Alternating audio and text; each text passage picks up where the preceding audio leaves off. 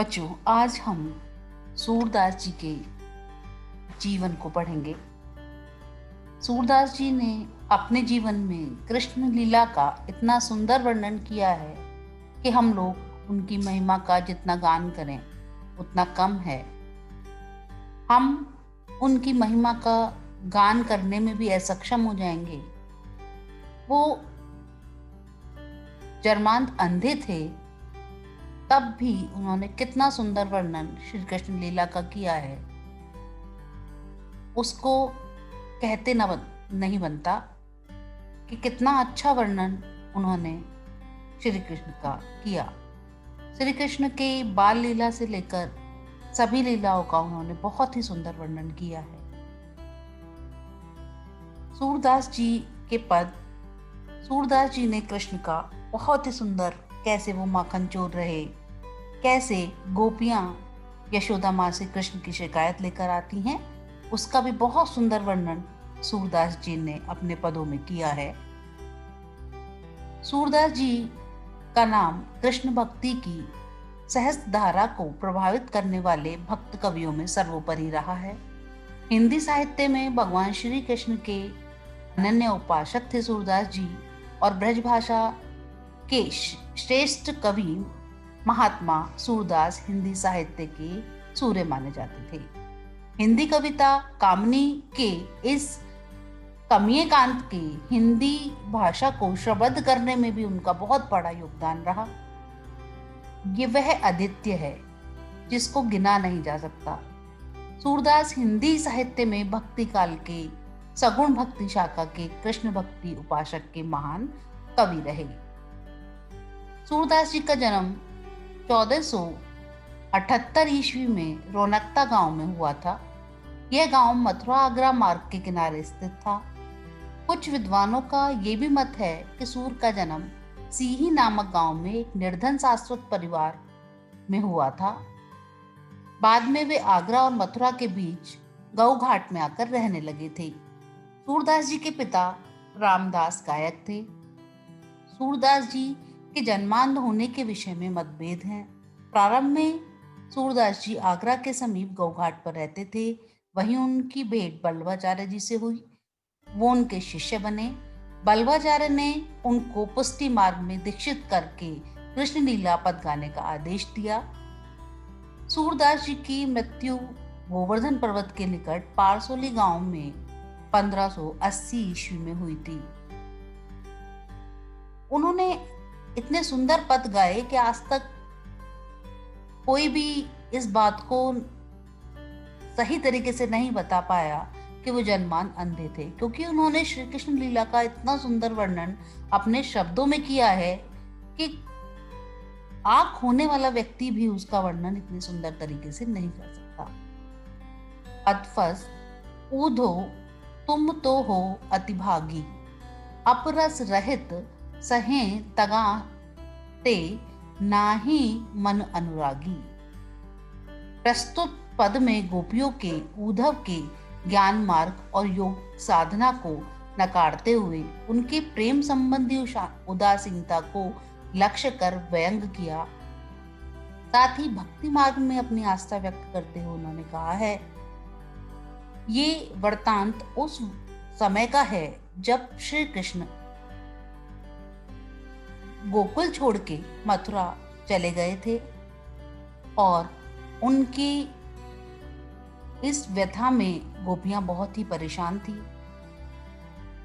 वो श्री कृष्ण को जाने नहीं देना चाहती थी और बहुत ही ज्यादा दुखी थी। तो श्री कृष्ण भगवान ने उद्धव जी को उनके पास भेजा था कि वो उनको ज्ञान का मार्ग बताएं और उनको बताएं कि प्रेम को छोड़कर वो ज्ञान मार्ग पर आ जाएं। पर वो गोपियां उनके प्रेम में इतनी ज्यादा लीन थी कि वो उद्धव जी से कहती हैं कि हे उद्धव जी, आप बड़े ही भाग्यशाली हैं जो प्रेम के बंधन में नहीं बंधे हुए और नहीं आपके मन में किसी प्रकार का कोई अनुराग जागा। उद्धव, तुम तो हो अति बड़ भागी कि तुम तो बहुत ही महान हो उद्धव। अपरस रहित स्नेह लगाते नाहिन मन अनुरागी, कि आपके मन में कोई प्यार का अनुराग नहीं लगा हुआ है, आप किसी से प्यार नहीं करते हैं, आप अनुरागी हैं, तो बहुत ही अच्छी बात है। पुन रनि पात रहत जल भीतर, ता रस देह न दागी। जिस प्रकार जल में रहने वाले कमल के पत्ते पर एक भी बूंद नहीं ठहरती, जिस प्रकार तेल की गगरी को जल में भिगोने पर उस पानी के एक भी बूंद नहीं ठहर पाती, ठीक उसी प्रकार आप श्री कृष्ण रूपी प्रेम की नदी के साथ रहते हुए भी, उसमें स्नान करने के बाद भी, तो दूर आप पर श्री कृष्ण के प्रेम की छींट भी नहीं पड़ी। कितना सुंदर वर्णन उन्होंने किया कि जो जल माहे तेल की गगरी, बूंद न ताको लागी। कि जिस प्रकार जल में तेल की गगरी को जल में डुबोने पर उस पानी की एक बूंद भी उस पर नहीं ठहरती, उसी प्रकार आप तो उधो प्रीति नदी में पाव ने भूरो, डस्टी ने परागी, सूरदास अबला है भोरी, गुर चोटी जुग पागी। कि आप तो बड़े ही वो हैं कि श्री कृष्ण के साथ आप रहे, तब भी उनके प्यार का आप पर कोई भी छींट नहीं पड़ी है। अतः आप भाग्यशाली नहीं हैं, क्योंकि हम तो श्री कृष्ण के प्रेम की नदी में डूबती उतारती रहती हैं। हे उद्धव, हमारी दशा तो उस चींटी के समान है जो गुड़ के प्रति आकर्षित होकर वहां जाती है और वहां चिपक जाती है और चाह कर भी अपने आप को अलग नहीं कर पाती, अपने अंतिम सांस तक बस वहीं चिपके रहती है। तो हे उद्धव, आप हमारे मन से श्री कृष्ण के प्रेम को नहीं निकाल सकते। ऐसा वर्णन गोपिकाओं ने उद्धव जी से किया। संदेशा, निर्गुण की उपासना के प्रति उद्धव की अनुरक्ति पर व्यंग करते हुए गोपियों ने कहना चाहा कि हम और आप जैसे संसार से विरक्त नहीं हो सकते। हम सांसारिक हैं, अतः एक दूसरे से प्रेम करते हैं। हमारे मन में कृष्ण की भक्ति की अनुरक्ति है। कृष्ण से अलग हमारी कोई पहचान नहीं है। हम अबलाओं के लिए ज्ञान मार्ग बहुत ही कठिन है। इसका मतलब कि हम श्री कृष्ण के प्रेम को नहीं त्याग सकते।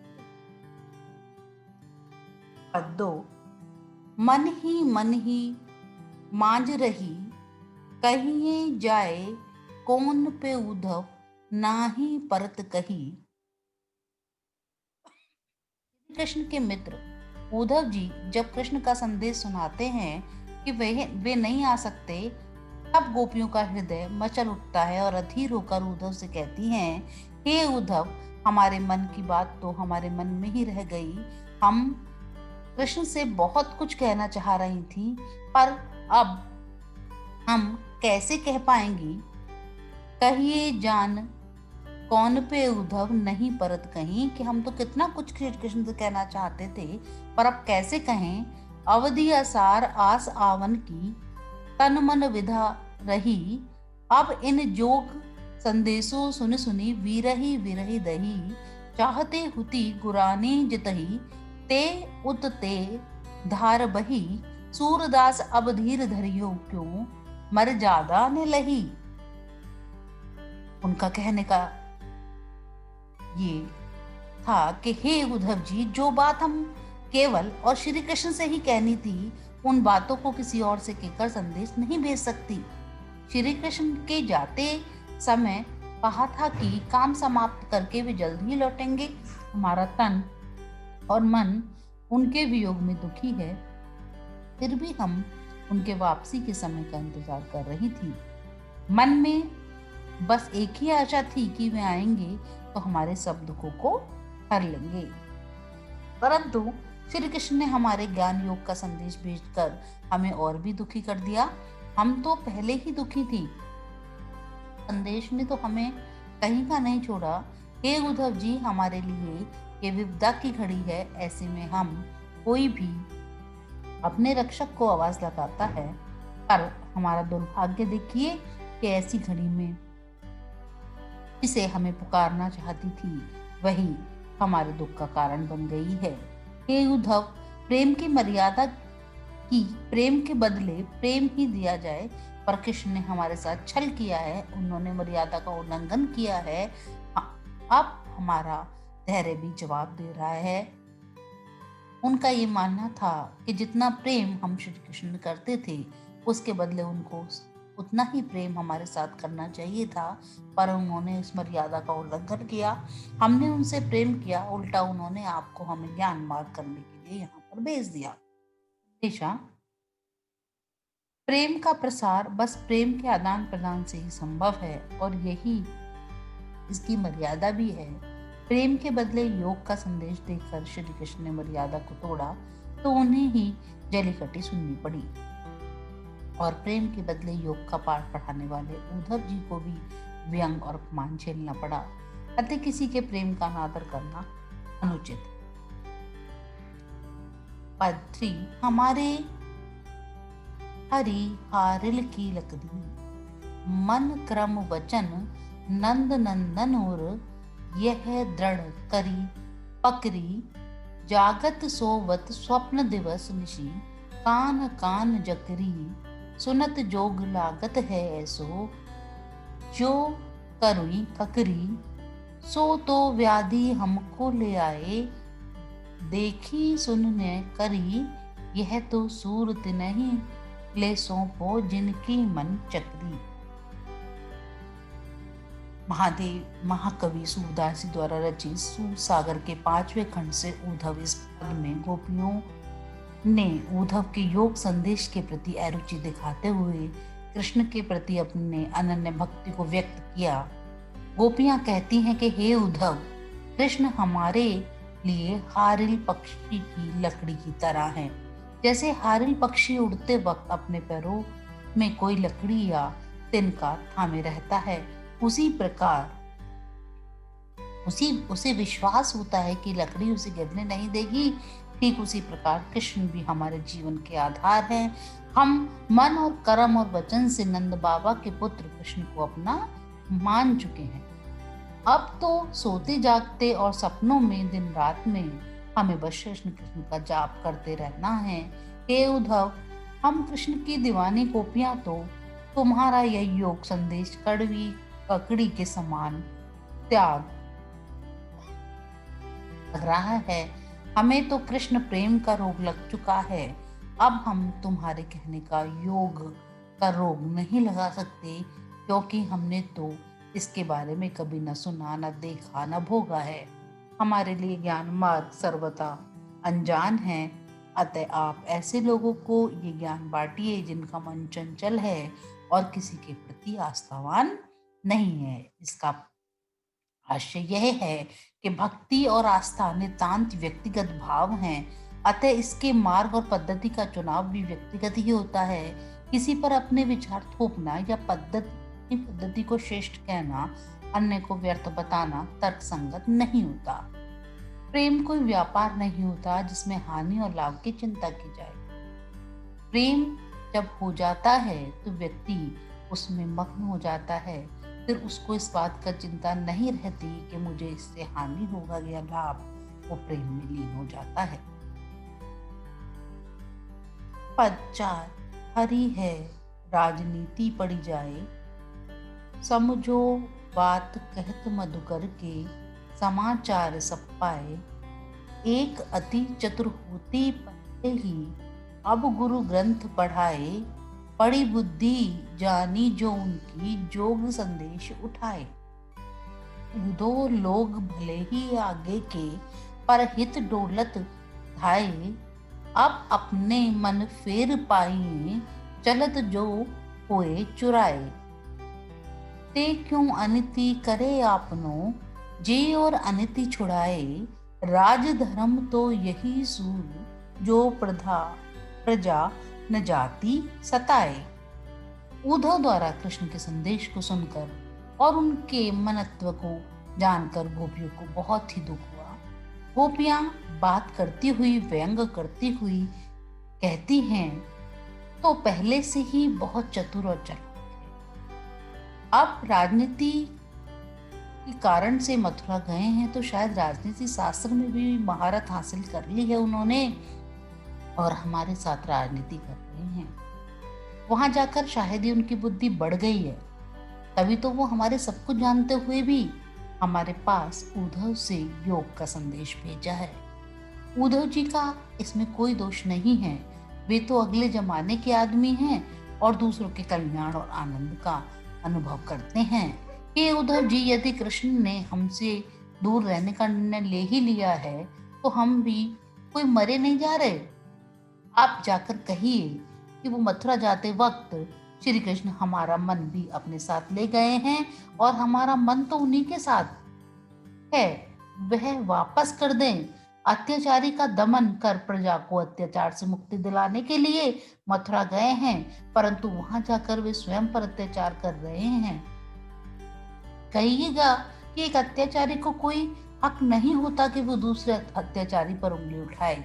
हे उद्धव जी, आप उनसे कहिएगा कि वे राजा हैं और राजा के नाते उन्हें कोई भी ऐसा काम नहीं करना चाहिए जिससे उनकी प्रजा को किसी प्रकार का कष्ट पहुंचे। यदि राजा का धर्म होता है। गोपियों ने अपनी बातों से ये जता दिया कि श्री कृष्ण से अलग वो नहीं हो सकती। उनका मन सदा कृष्ण में ही लगा रहता है और गोपियों ने अगले जमाने का आदमी कहकर उद्धव जी को व्यंग किया कि बात ही बात में उन्होंने श्री कृष्ण को उल्हाना भी दे दिया। योग संदेश भेजकर उन्हें अत्याचार किया जा रहा है। मात्र यह लक्ष्य पाने के लिए अपने से मुंह तोड़ना, भूल जाना बुद्धिमानी नहीं कहलाती। हर हाल में अपने धर्म का निर्वाह करना चाहिए। उनका इससे आशय था कि श्री कृष्ण को इस प्रकार संदेशा उद्धव जी के हाथ नहीं भिजाना चाहिए था, क्योंकि वो उनको बहुत प्यार करती थी। अब इसके कुछ प्रश्न हैं जो हम आपके साथ इनको पढ़ेंगे। गोपियों द्वारा उद्धव को भाग्यवान कहने में क्या व्यंग निहित था? गोपियां उद्धव को भाग्यवान कहते हुए व्यंग कसते हुए कहती हैं कि श्री कृष्ण के सानिध्य में रहते हुए भी वे श्री कृष्ण के प्रेम से सर्वदा मुक्त रहे। उनका इससे आशय था कि वो हमेशा श्री कृष्ण के साथ रहते हैं, फिर भी उनका प्रेम उनके ऊपर नहीं आ रहा है। वे कैसे श्री कृष्ण के स्नेह और प्रेम के बंधन में नहीं बंधे? श्री कृष्ण के पति कैसे वो अपने हृदय का अनुराग को उत्पन्न नहीं हुआ? अर्थात श्री कृष्ण के साथ कोई भी व्यक्ति एक ही क्षण व्यतीत कर ले तो वो कृष्णमय हो जाता है, परंतु ये उद्धव तो उनके तनिक भी प्रभावित नहीं है। प्रेम में डूबना तो बहुत ही अलग की बात है।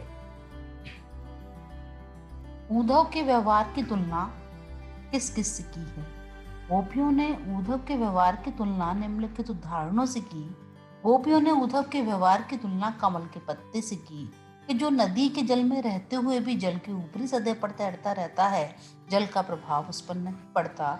इसी प्रकार कृष्ण के सानिध्य में रहते हुए भी कृष्ण के प्रभाव से आप मुक्त हैं। वह जल के मध्य रखे तेल के गागर के मटके की भांति हैं, जिस पर जल की बूंद भी नहीं टिकती। उद्धव पर भी श्री कृष्ण के प्रभाव, प्रेम का प्रभाव इसी प्रकार नहीं हुआ जो ज्ञानियों की तरह व्यवहार कर रहे हैं।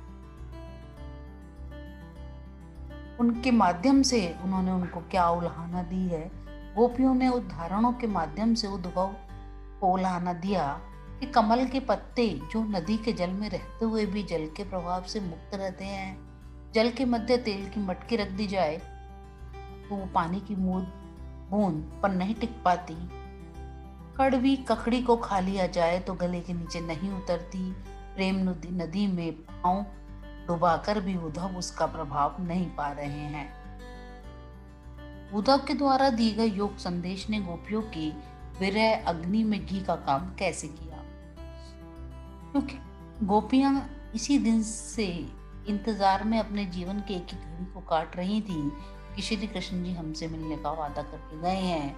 वे इसी इंतजार में बैठी थी कि श्री कृष्ण जी उनके विरह को समझेंगे और उनके प्रेम को समझेंगे और उनके अनंत मन को अपने दर्शन से तृप्त कर देंगे। परंतु यहाँ सब कुछ उल्टा हो गया। श्री कृष्ण तो दोबारा जाकर उनको भूल ही गए। उन्हें नहीं तो उनकी पीड़ा का ज्ञान हुआ, ना ही उनसे दूर रहने का उन्हें दुख दिया, बल्कि उद्धव को उन्हें समझाने के लिए भेज दिया, जो उन्हें श्री कृष्ण के प्रेम को छोड़कर योग का मार्ग, साधना का मार्ग का भाषण दे रहा था।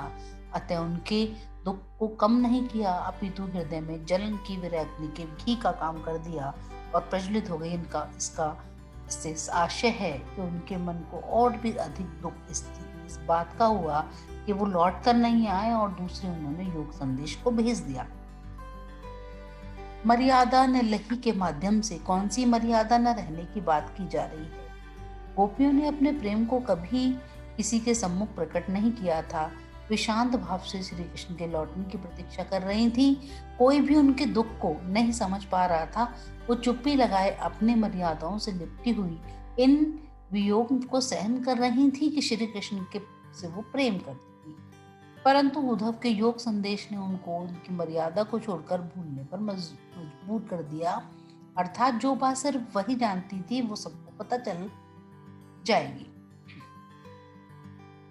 श्री कृष्ण के प्रति अपने अनन्य प्रेम को गोपियों ने किस प्रकार अभिव्यक्त किया।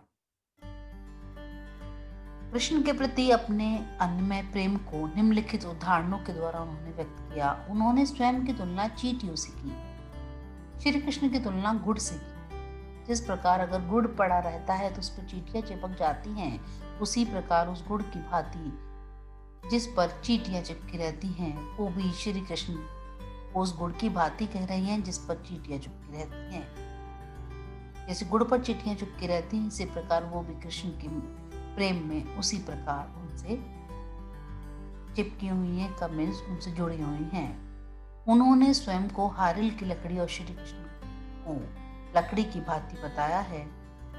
जिस तरह हारिल पक्षी लकड़ी को नहीं छोड़ता, उसे ऐसा लगता है कि वो उसको सहारा देगी, वो उसको बचाए रहेगी, उसी तरह मन क्रम वचन से श्री कृष्ण को प्रेम रूपी लकड़ी की दृढ़ता से गोपियों को पकड़ा हुआ है। उनके प्रेम से ही उनको ये लगता है कि हमारा जीवन सफल होगा।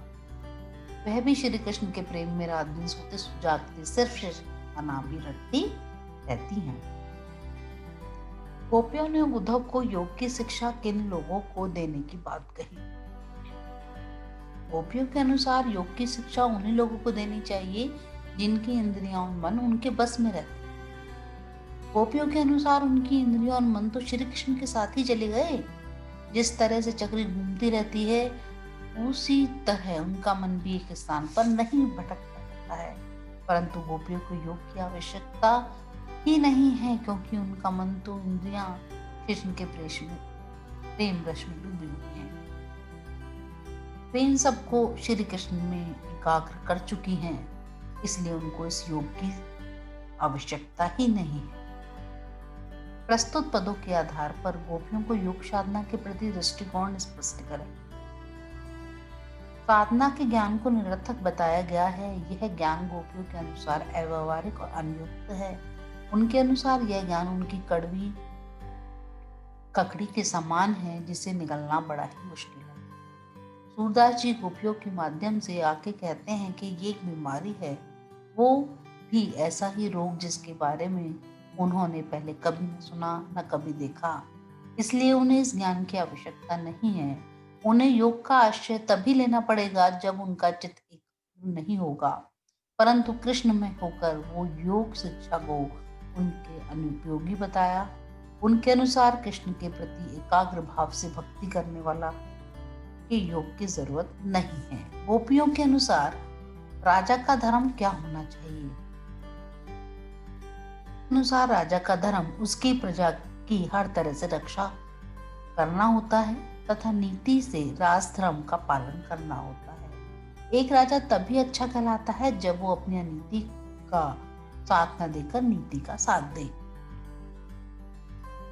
गोपियों को श्री कृष्ण में कौन कौन से परिवर्तन दिखाई दिए जिसके कारण वे अपना मन वापस लेने की बात कर रही हैं। उनके अनुसार कृष्ण दोबारा द्वारका जाकर राजनीति के विद्वान हो गए हैं, उनके साथ राजनीति का खेल खेल रहे हैं। उनके अनुसार श्री कृष्ण पहले से भी चतुर हो गए हैं और ग्रंथों को पढ़कर और भी चतुर बन गए हैं।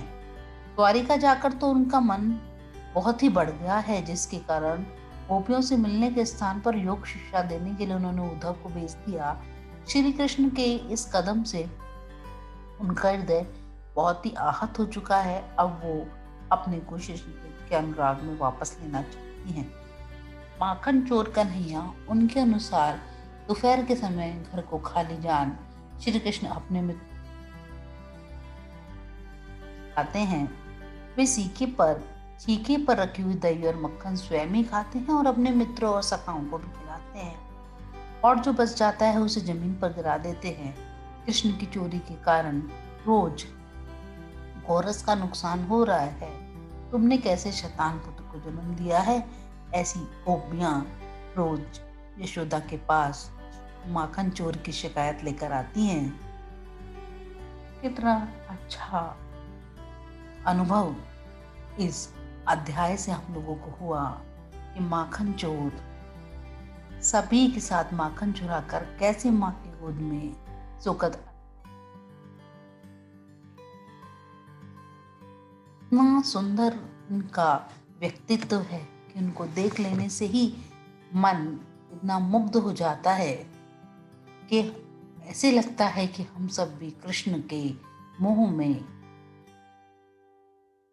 पूरे अनुरक्त हो गए हैं और कृष्ण हमारे अंदर समा गए हैं। कितना सुंदर उनकी छवि है कि इसको देखकर मन आनंदित हो जाता है और कृष्ण लीला सुनकर मन को बहुत ही अच्छी अनुरक्ति प्राप्त होती है। सूरदास जी ने कितना सुंदर वर्णन किया है श्री कृष्ण का, उसको सुनकर मन बढ़ता ही नहीं है। ऐसा लगता है कि हम अपने जीवन भर उसको इसी प्रकार सुनते रहें। यहीं पर ये हमारा अध्याय खत्म होता है। आप सभी लोग इस चैनल को सब्सक्राइब करें, जिससे आने वाली और भी हमारे बहुत सारे कवि रहे हैं, उनका जीवन का चरित्र मैं इसी तरीके से आपके समक्ष रखती रहूं। इसलिए मेरे चैनल को सब्सक्राइब करें, लाइक करें और शेयर करें अपने फ्रेंड्स के साथ। धन्यवाद।